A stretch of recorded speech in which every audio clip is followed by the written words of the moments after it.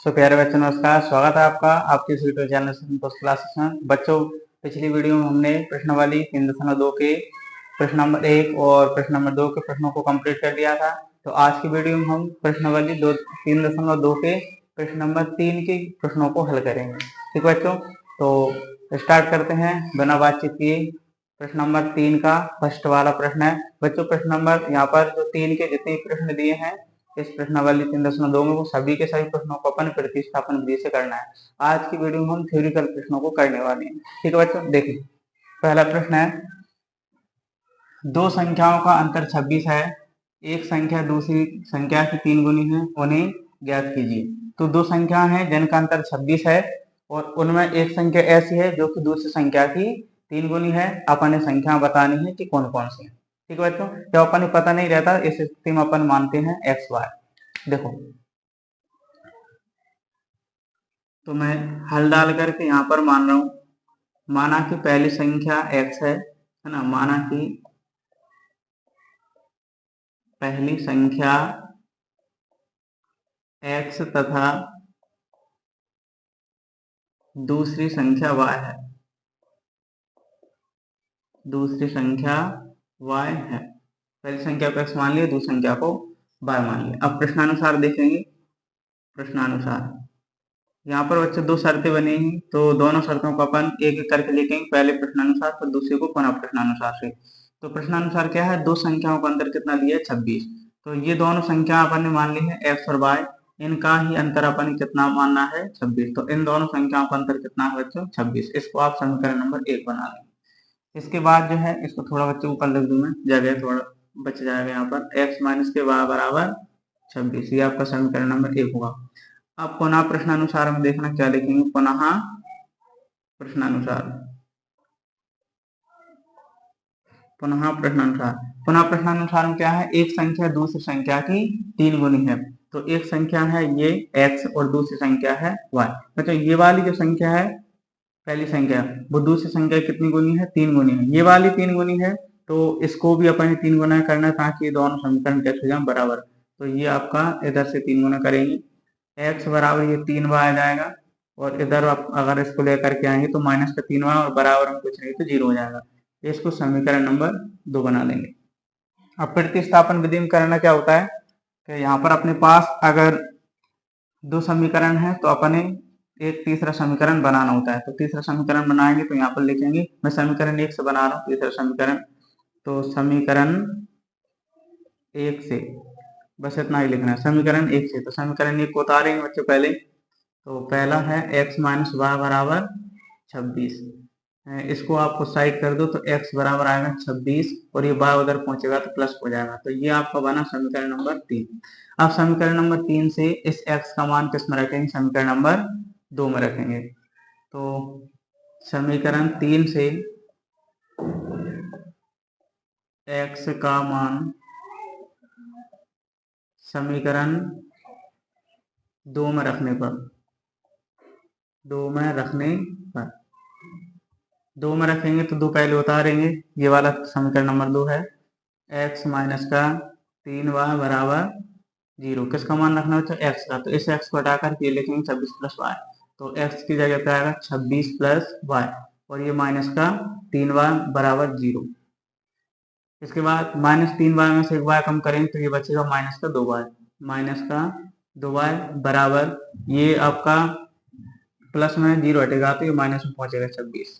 ठीक बच्चों, अब y से यहाँ से माइनस माइनस कैंसिल हो जाएगा और 2 से कट करें 26 को तो ये आएगा आपका कितना, 13। ठीक बच्चों, यहाँ पर मैंने एक स्टेप को यहाँ पर जो है बढ़ा दिया है, या फिर आप ऐसा भी इसको लिख सकते हैं 26 ये माइनस का 2y बराबर 0। 0 हटाएंगे तो इसको आप प्लस में ले लीजिए, बात वही है 2y को, और y बराबर आएगा आपका 26/2 और y बराबर कितना, 2 से कट करने पर 13। तो यहाँ पर आपका y का मान आ गया बच्चों, कितना आ गया y का मान 13। तो y अपन ने क्या माना था, y अपने पास यहाँ पर था दूसरी संख्या। तो बच्चों दूसरी संख्या कितनी निकल के आ गई, 13। अब पहली संख्या को देखनी कि कितनी है पहली संख्या, तो इसका मान रखेंगे समीकरण नंबर 3 में। y का मान समीकरण 3 में रखने पर, 3 में रखने पर समीकरण नंबर 3 में रखेंगे तो पहले 3 उतार लें, तो ये है आपका समीकरण 3, x बराबर 26 प्लस का y, x बराबर 26 प्लस इस बार की जगह कितना रखना है 13, तो यहाँ पर 13 रखेंगे, ये आएगा x बराबर 26, 13 को जोड़ने पर ये आएगा कितना 39, तो ये आपका x का मान हो जाएगा। और x अपन ने माना था यहाँ पर पहली संख्या है, तो पहली संख्या कितनी बच्चों, यहाँ पर पहली संख्या 39। ठीक है, तो इस प्रकार से आपका ये प्रश्न नंबर 1 कंप्लीट हो गया, तीसरे का प्रश्न नंबर 1। ठीक है, तो इस प्रकार से अपन इन प्रश्नों को हल करेंगे। सारे प्रश्नों को प्रतिस्थापन विधि से करना, बिल्कुल सिंपल विधि है और बच्चों बहुत इंपॉर्टेंट की विधि है, ये ध्यान रखना, इसलिए आप वीडियो को रिपीट करके देखते रहें। समझ में नहीं आया तो आप कमेंट बॉक्स में कमेंट करके पूछते रहें। ठीक है बच्चों, तो इसके बाद अपन प्रश्न नंबर 2 करेंगे, आप इसको नोट कर सकते हैं या फिर मैं साइड हो रहा हूँ, आप स्क्रीनशॉट ले सकते हैं। ठीक,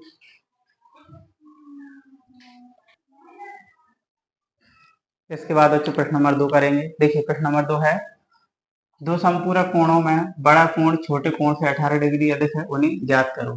ठीक है बच्चों, तो यहाँ पर अपन हल डालेंगे और मानेंगे,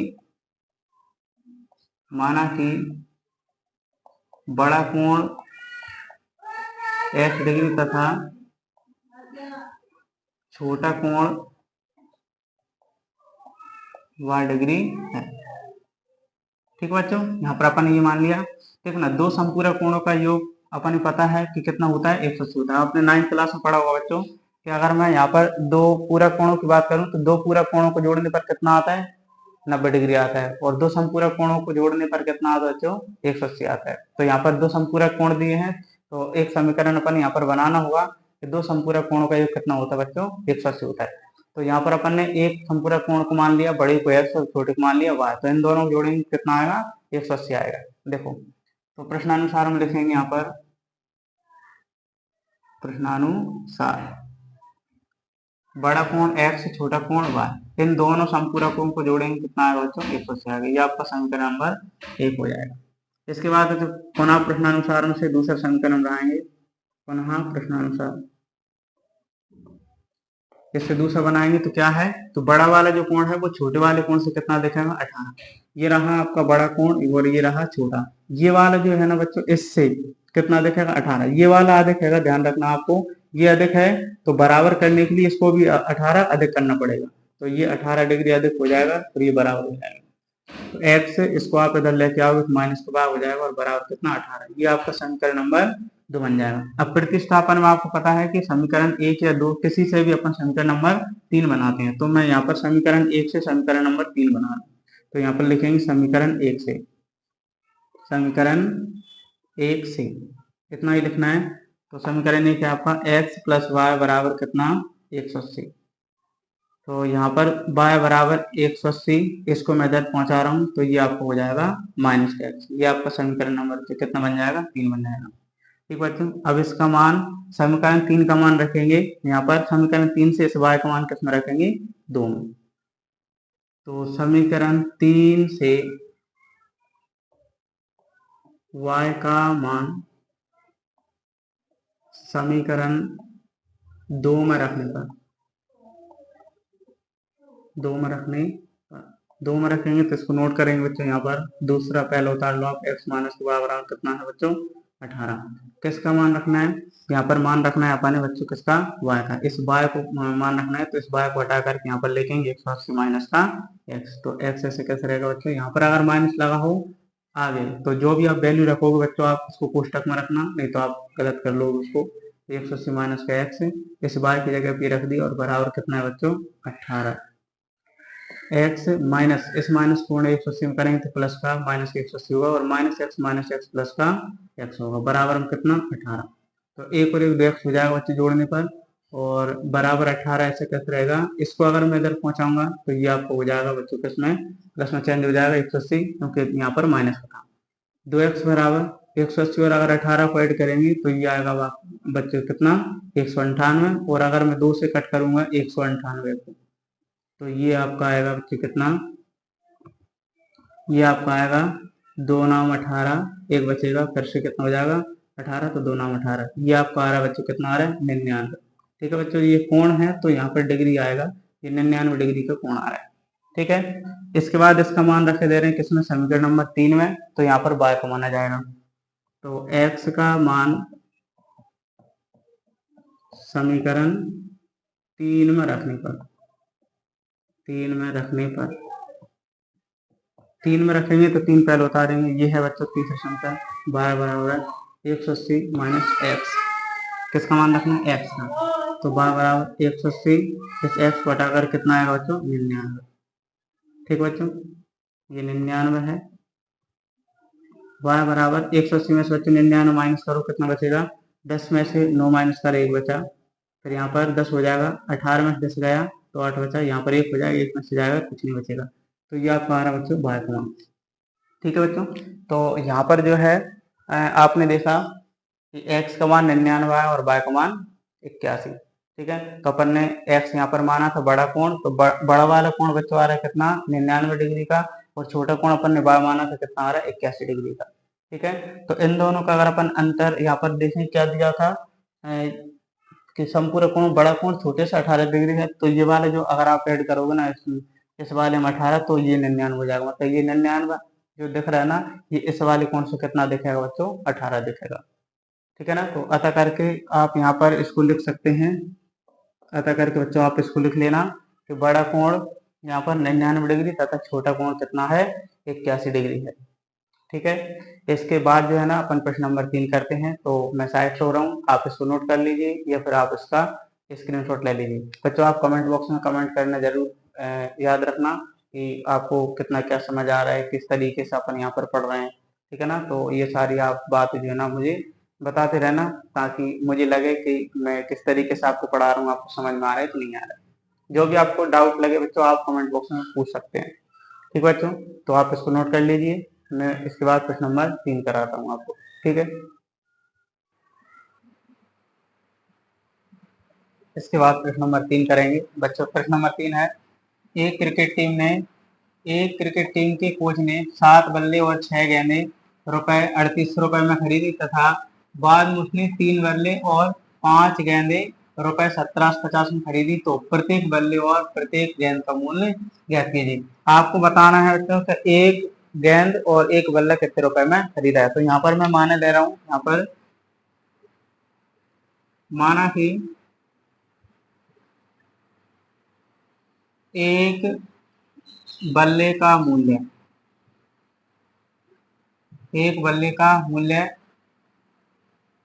रुपए x तथा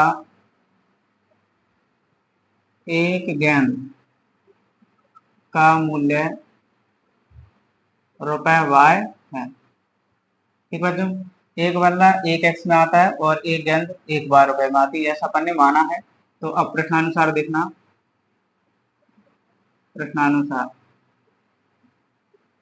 प्रश्न के अनुसार क्या है, पहली शर्त में देखेंगे तो 7 बल्ले और 6 गेंदें खरीदनी कितने में, 38 में। अच्छा, एक बल्ला 1x में आ रहा है तो 7 बल्ले 7x में आएंगे,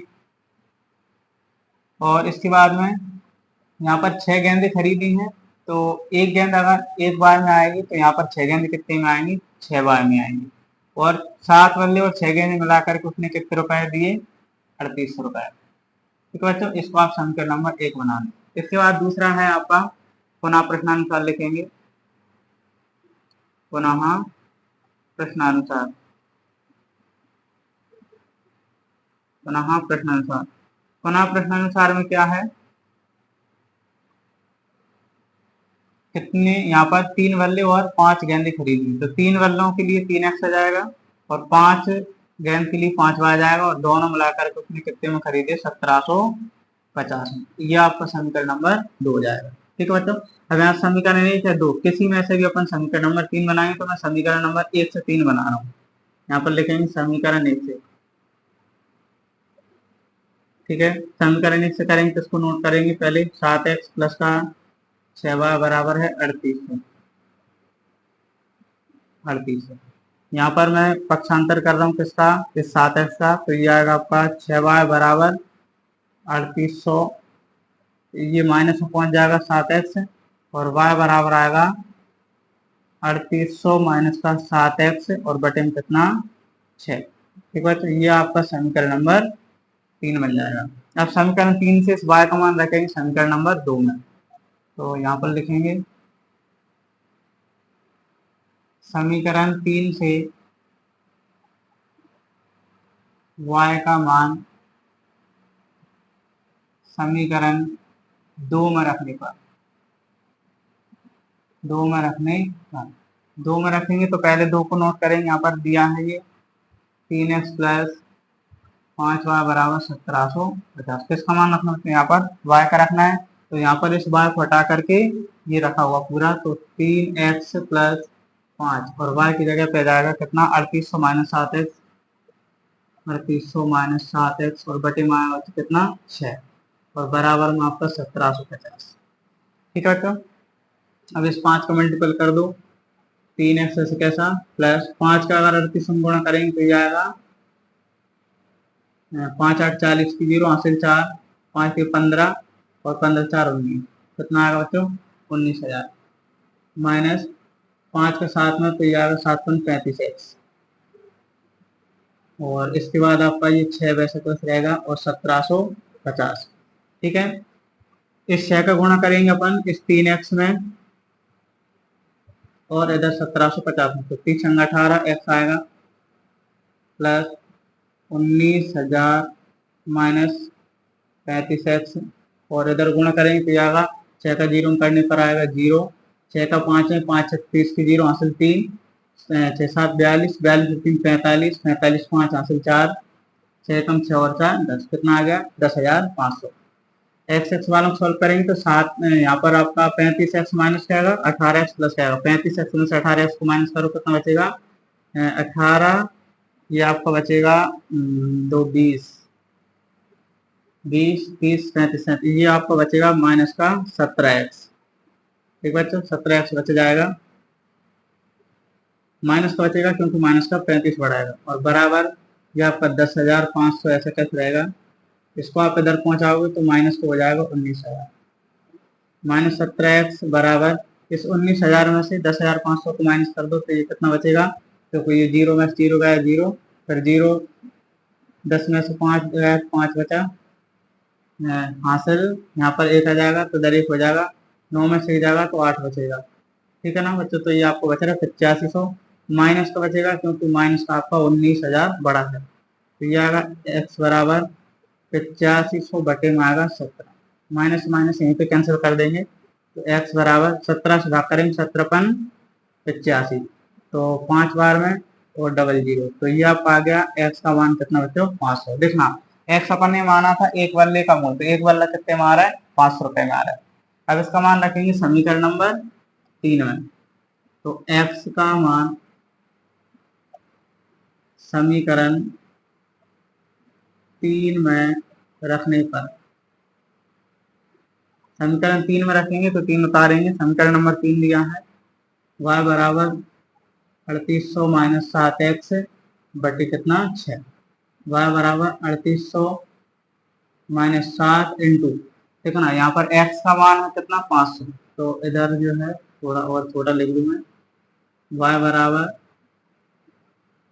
3800 माइनस 7 इंटू कितना आएगा 500 और बटे में कितना है 6, तो y बराबर 3800 ऐसा कैसे रहेगा 7 35 दिया जाएगा 3500 बटे में कितना 6, y बराबर 38 में 35 माइनस करेंगे कितना बचेगा, तो यहाँ पर ये बचा जाएगा 35 37 38 300 बच जाएगा। ये 300 में अगर अपन 6 से करेंगे तो ये आएगा आपका 6 5 30 कितना जाएगा बच्चों 50 आ जाएगा, तो ये आ गया आपका y का मान। तो y का अपन ने यहाँ पर मान कितना y किसको माना था, एक गेंद का मूल था, तो एक गेंद आपका आ रहा है 50 रुपए में। ठीक बच्चों, तो मैं साइड से हो रहा हूँ, आप इसको नोट कर लीजिए या इसका स्क्रीनशॉट कर लीजिए। तो बल्ले का मूल आ रहा है आपका 500 रुपए में बल्ला है और 50 रुपए में गेंद। ठीक है ना, तो 500 में बल्ला और 50 में यहाँ पर गेंद को खरीदा है। ठीक है बच्चों, तो अगर आपको कोई समस्या आती है तो आप कमेंट बॉक्स में कमेंट करके पूछ लेना, वीडियो को आप दोबारा से देख लेना तो आपको क्लियर समझ जाएगा। ठीक है बच्चों।